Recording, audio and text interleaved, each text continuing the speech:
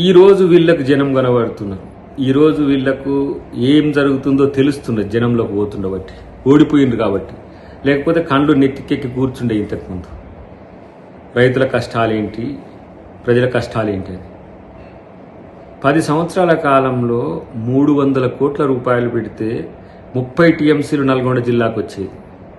ఎప్పుడైనా ఈ జగదీషో లేకపోతే ఈ నల్గొండ జిల్లాకు సంబంధించిన టీఆర్ఎస్ నాయకులు ఎవరైనా అడిగినరా?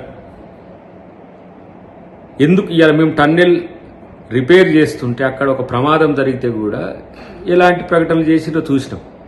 కాబట్టి ప్రభుత్వం ఇలాంటి పనికిరాని, సంస్కృతి లేని, సాంప్రదాయాల పట్ల నిబద్ధత లేని వ్యక్తుల యొక్క అంశాలను పట్టించుకోదు. ప్రజలే లక్ష్యంగా ఉంటుంది.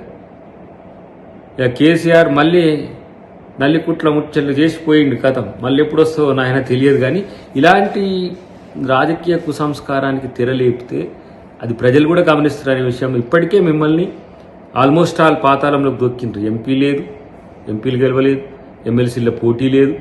మళ్ళీ రాజకీయాల కోసం సభలు ప్రజల కోసం పెట్టినాం, మీ రాజకీయాల కోసం కాదు. ప్రజా సమస్యలు చర్చించే విషయంలో ఎట్టి పరిస్థితుల్లో వెనకడిగేది. కానీ ఇలాంటి డ్రామాలు ఎందుకు ప్లే చేస్తున్నారు, ఏడుపులు ఎందుకు ప్లే చేస్తున్నారు? ఆస్కార్ లెవెల్లో అవార్డు నటించేటట్టుగా మీరు ఇలాంటి డ్రామాలు ప్లే చేయకండి. ప్రజలు మిమ్మల్ని నమ్మరు. బీఆర్ఎస్ రాజకీయ సంస్కృతి అర్థమవుతున్నది కదా. కేవలం మాస్టర్ కోసం వచ్చిండు. నిన్న మాస్టర్ సంతకం పెట్టిపోయింది. మళ్ళీ ఎప్పుడు వస్తాడు? 6-7 నెలలకు. ఇక ఆయన 100 మాగదులు మాట్లాడుతున్నారు. జగదీష్ ఏం మాట్లాడుతుండో చూస్తున్నారు కదా మీరు. 1 సంవత్సరంలోనే నల్గొండ జిల్లా ఎండిపోయిందట.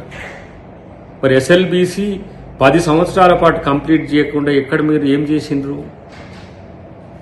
స్పీకర్ సాంప్రదాయాల పట్ల, సభా సాంప్రదాయాల పట్ల, గవర్నర్ పట్ల, రాజ్యాంగం పట్ల మీకు ఏ పాటి సోయిందో అర్థమవుతున్నది ఈ సంఘటన. ఇట్లాంటి వాళ్ళతో నేను మంత్రులు చేసిండు, ఇట్లాంటి వాళ్ళతో నేను ప్రభుత్వం నడిపిండి కేసీఆర్. కాబట్టి ఇలాంటి ఒక ఏమంటాము అజ్ఞానపూరితమైన నాయకత్వం వల్ల బీఆర్ఎస్ ఈరోజు పాతాళంలోకి పోయింది. ఇంకా వాళ్ళకి ఏమి తెలిసి రావట్లే. ఆలోచించుకోండి, ప్రజలు కూడా గమనిస్తున్నారు కదా. ఇలా వీళ్ళ జాగీర్ అన్నట్టు తెలంగాణ అంటే వీళ్ళ సొత్తు అన్నట్టు మీరు ఎట్లా ప్రవర్తించిండ్రు? ప్రసాద్ కుమార్ గారు ఎలాంటి వ్యక్తో ఈ సమాజానికి తెలియదా? ఇలాంటి రాజకీయ కుసంస్కారాల వల్ల రాజనీతి అనేది ఏ విధంగా ప్రశ్నార్థకమైందో మీరు చూడాల్సిన అవసరం ఉంది. ఇది ఏమాత్రం సభా సాంప్రదాయాలకు పక్కన పెట్టండి. ఇది రాజకీయ సంస్కృతి కాదు బీఆర్ఎస్ అనేది తెలుసుకుంటే మంచిది. లేకపోతే వాళ్ళు అట్టే పాతాళం పోతారు. ఇంకేముంటుంది?